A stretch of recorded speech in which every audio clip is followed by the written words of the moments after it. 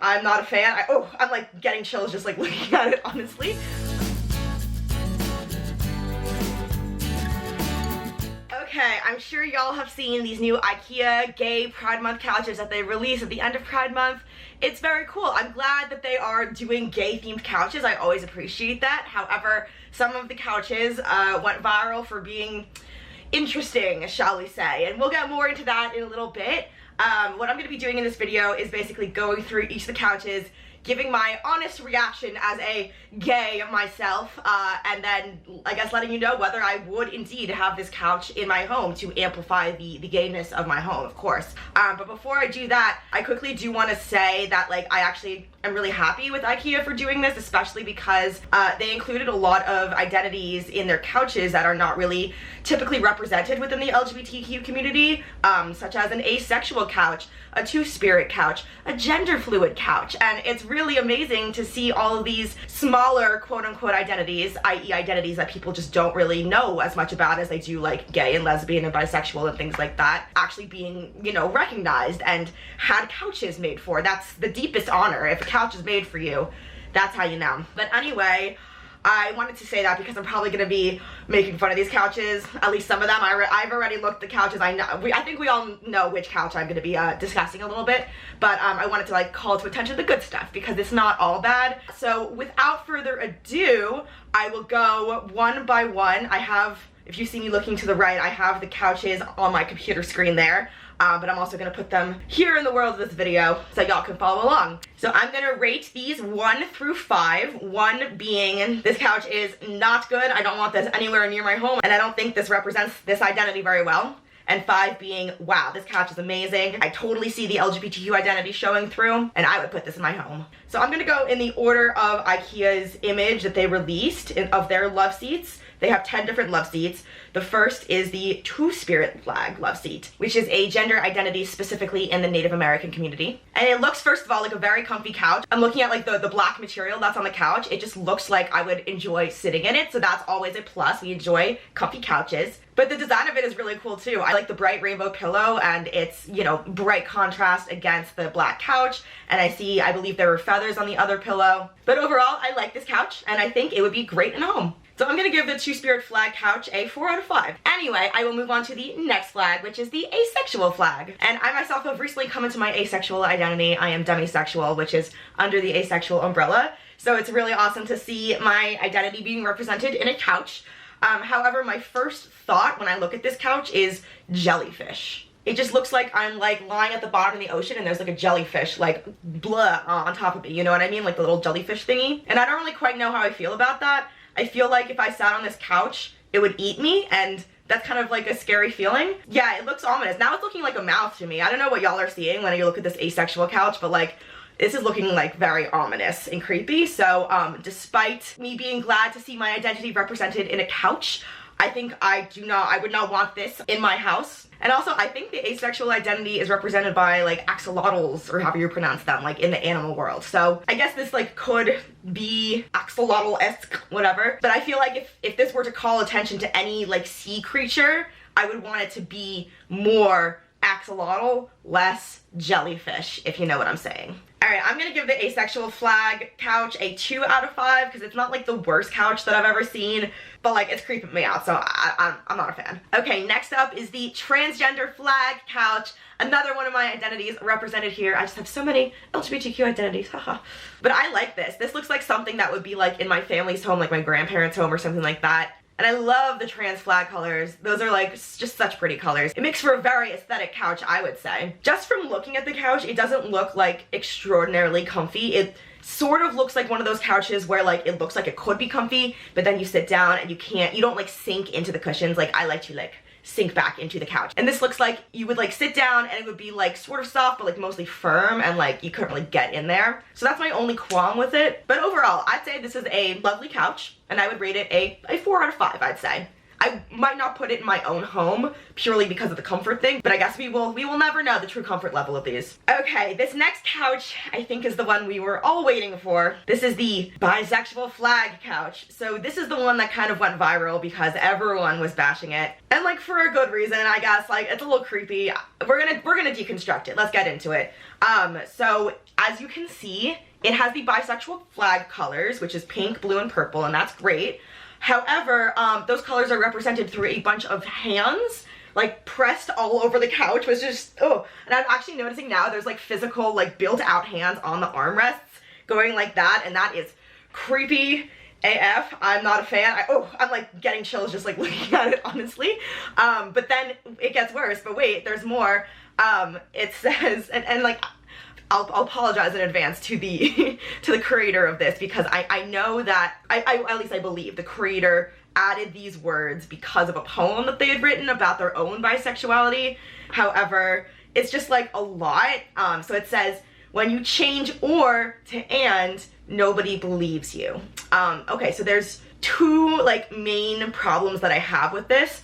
First of all, this is a very negative take on bisexuality. The other couches seem to be like celebrating their identities. However, this is really focusing on like the challenges that bisexual people face, and those are such valid challenges. However, I feel like the couch should be a celebration of the bisexual identity and not a reminder of biphobia, especially because none of the other couches do that. But then the part 2 issue of this phrase is that it is so binary. It is harping on an idea of bisexuality, that it's attraction to both genders, both in major quotes, because there's not just two genders. When people say both, they mean, you know, bisexual people are attracted to men and women, but there's more than just that, and bisexual people could be attracted to non-binary people and all these other things. Really, bisexuality is attraction to two genders or more, and those can be, you know, any genders, but not necessarily all of them. But the way this is set up, or versus and, that's excluding like a whole range of genders and a whole entire part of the bisexual experience, which first of all can include attraction to more than two genders, and also is not simply just attraction to the binary genders of men and women. And if the design of this couch were better, I could forgive those words, because I could say, oh, like this is the personal experience of the artist, or the designer, so I understand, you know, why they wanted to do this. But like those hands, like just why? In case you couldn't tell, my score is 1 out of 5. Like, not a fan. Okay, let's move on to the lesbian flag. Another one of my identities. So this is a very cute couch that's giving me like retro vibes, which is not particularly like my style, and I hope that's like the correct thing that I'm understanding from this. So I don't think I would have this in my own house. However, I love like the brushstroke feel to it, like to all the color, you know, stripes. I obviously love the lesbian flag colors. They're very beautiful, very like sunny, you know, and the couch looks very comfortable just from like looking at these cushions. Like this looks like the same kind of construction as the two-spirit flag couch, where you could just like sink into the cushions and like it's very comfy. So I appreciate that. I love that.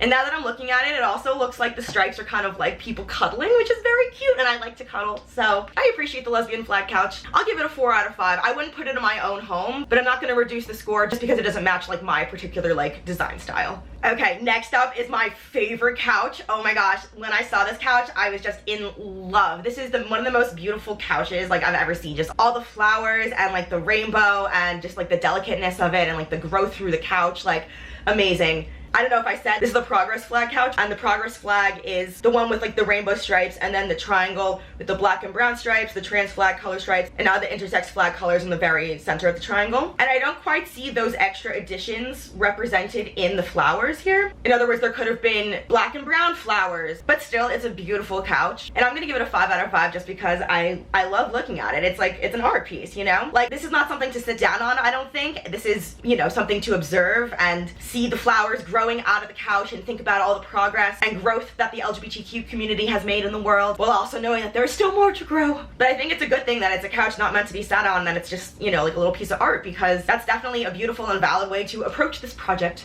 Anyway, the next couch is the Pansexual Flag couch. And I like the shape of this couch. I think this is a very cool couch, like the little like low love seat thing. But I don't like the way that like the fabric looks like it's kind of like stitched on.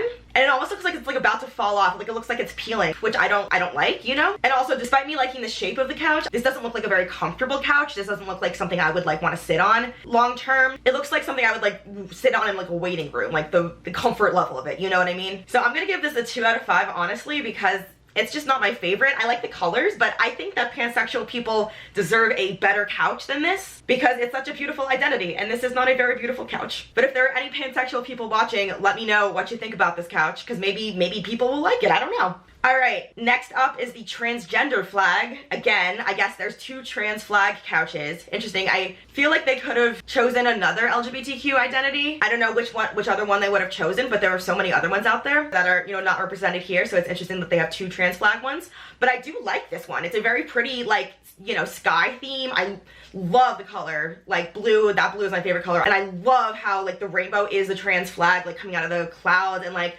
oh my gosh. And like, even though this is the same shape as the pansexual flag couch, the way that like this is constructed, it looks so much comfier, you know? And like, I definitely could like lean against the trans flag like rainbow going along. Like, I love that. I'm obsessed with this couch. I think this is a great couch. So even though it's kind of weird that there are 2 trans flag couches, I appreciate that, you know, this one exists because I really, really like this one. I think I'm gonna give this a 5 out of 5, honestly. And I would have chosen this one over the other one. So it's interesting, again, that they decided to have 2 different trans flag ones instead of representing like a different LGBTQ identity. All right, next up is the non-binary flag, which I feel like is the other one that people were talking about, maybe like not as much as the bisexual flag one, but definitely I paused when I first saw this.